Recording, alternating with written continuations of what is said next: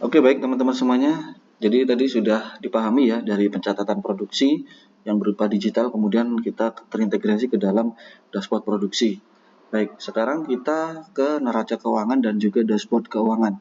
Jadi kita langsung masuk ke bagian yang ada di poin 3 dan juga poin 4.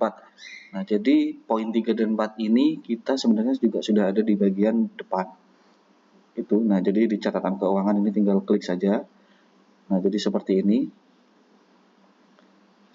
ya. Jadi dari awal ini kita juga sudah bisa, tapi kalau misalkan teman-teman juga ingin lihat dari dashboard keuangan, di sini juga langsung terintegrasi ke sini ya. Oke, baik. Jadi karena tadi kita mulainya dari dashboard produksi, jadi kita mulainya dari dalam saja ya, teman-teman. Oke, sekarang tadi sudah kita coba upgrade yang di bagian 2 ya. Jadi pencatatan produksi ini akan mengupgrade di bagian dashboard produksi ya. Nah, kemudian di dashboard keuangan juga punya data input sendiri. Jadi kita akan melakukan 2 input. Yang pertama adalah input pencatatan produksi dan yang kedua ini adalah untuk neraca keuangannya, karena ini adalah 2 data yang berbeda. Jadi supaya hasilnya maksimal, saya rasa ini kita harus memiliki 2 data raw data yang benar-benar bagus begitu ya. Oke, sekarang kita coba neraca keuangan ya. Jadi neraca keuangan seperti ini, neraca keuangannya. Ini adalah proses penginputannya. Jadi dari sini ini adalah arus kas. Jadi yang kita butuhkan itu adalah tanggal beroperasinya tanggal berapa, kemudian populasi berapa, produksi telur per butir berapa, produksi telur dalam kilo, harga telur per kilo ya kira-kira. Nah, kemudian omset konsentrat dalam kilo kebutuhannya berapa, kemudian harga konsentrat, kemudian harga konsentrat jika dirupiahkan. Jadi ini adalah total kebutuhan konsentrat. Kemudian ini tenaga kerja berapa biayanya, biaya lain-lain, total pengeluaran dan juga profit gitu. Jadi di sini sudah kita hubungkan secara keseluruhan begitu ya. Oke, nah kita coba ke dashboard dulu. Ini adalah dashboard keuangannya. Nah, jadi ini adalah dashboard keuangannya itu kita coba akan review dulu. Untuk dashboard ini menampilkan produksi ya, produksi dalam jumlah butir dan juga dalam jumlah kilo. Begitu. Nah, kemudian operasional ini akan menampilkan kebutuhan konsentrat yang ada di peternakan teman-teman semuanya dalam bentuk kilo dan juga rupiah gitu ya. Nah, kemudian kebutuhan tenaga kerja dan juga lain-lain.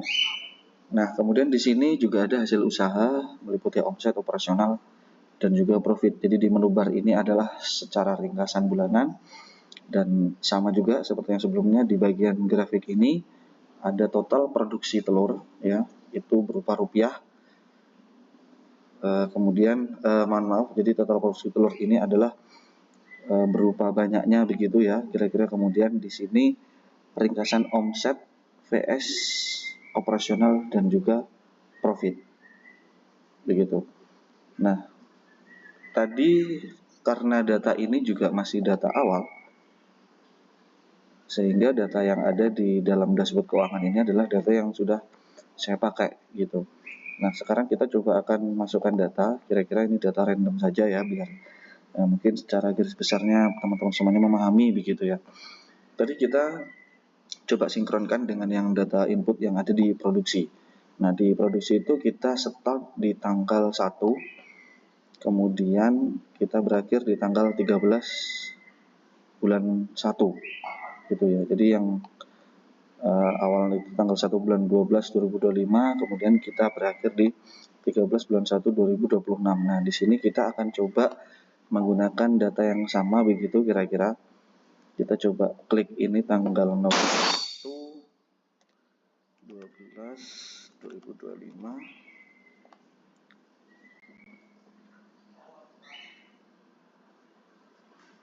Kemudian dari data ini kita tinggal syarat saja ke bawah. Oke, tadi kita cut off tanggal 13 teman-teman ya. Oh, di sini kebanyakan ya. Ini kebanyakan. Kita cut off tanggal 13. Oke, berarti data ini ke bawah. Ini kita akan hapus. Oke, ini kita akan hapus. Oke, gini proses hapusnya sama, jadi kita akan klik yang ada di sini ya.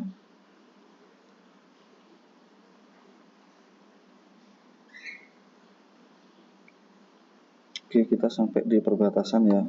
Oke, jadi jangan sampai overlap. Oke, kita berarti di tanggal 13/1/2026. Nah, data yang ada di neraca keuangan ini lebih lengkap teman-teman. Jadi di sini itu ada total kebutuhan untuk operasional harian di dalam kandang-kandang teman semuanya. Jadi kalau bisa nanti untuk data ini disinkronkan ya dari kebutuhan yang ada di teman-teman semuanya, karena masing-masing tempat berbeda.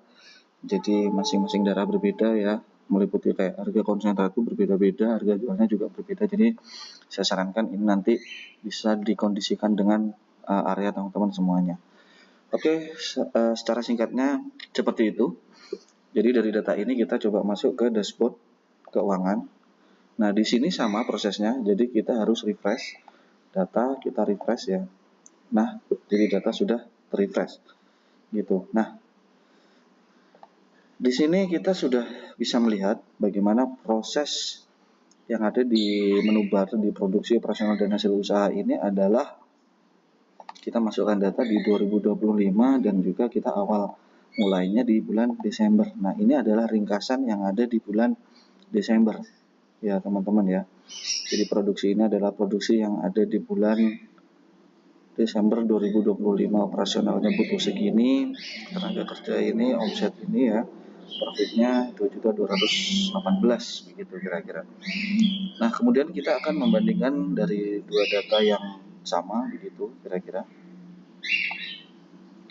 Kita akan coba cek di 2026.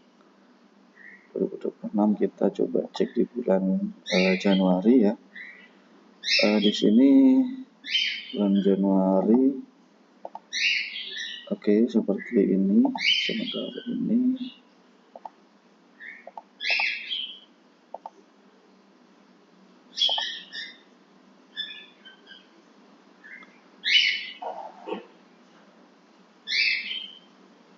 oke, sebentar datanya belum muncul, kita coba refresh lagi. Januari 2026 datanya belum ada ya. Kita coba input neraca keuangan 2026 ya. Ini harusnya sih sudah kelihatan ya. Cuman kita harus coba cek dulu di bagian sini. Nah, ini ini. Jadi ringkasan bulannya ada di sini. Jadi ini adalah produksi yang ada di bulan bulan Januari 2026 ya, yang atas ini. Jadi kalau mau lihat tadi kita klik 2025 di bulan Desember.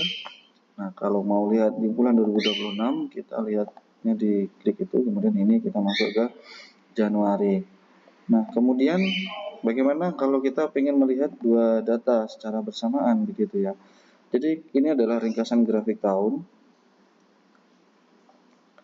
Kita klik yang di multiple, kemudian seperti ini. Nah, jadi data ini menampilkan ringkasan omset vs operational profit di tahun 2025 dan juga 2026. Kenapa ini grafiknya jomplang? Betul, karena kalau kita lihat data di bulan 1 2026 ini hanya cut off-nya di tanggal 13. Nah, sedangkan di bulan 12 2025 itu datanya cut off di tanggal 31. Jadi di sini masih ada sisa 15 hari. Nah, makanya kenapa di data yang di data yang di dashboard keuangan ini grafiknya jomplang ya. Oke, sekarang coba kita buat sama begitu kira-kira ya. Oke, jadi ini supaya dipelajari juga ya. Jadi ini kita tinggal tarik saja. Kita sampai cut off kira-kira di bulan terakhir gitu ya, supaya mungkin datanya juga sama begitu teman-teman ya. Oke, kemudian ini kita juga lakukan copy paste. kira-kira seperti ini. Oke ya, jadi datanya sudah masuk ya. Kemudian kita masuk ke dashboard keuangan. Nah, dari data yang ini, kenapa datanya dia tidak mau berubah? Betul, karena memang untuk data ini belum di-refresh. Jadi kita harus refresh dulu.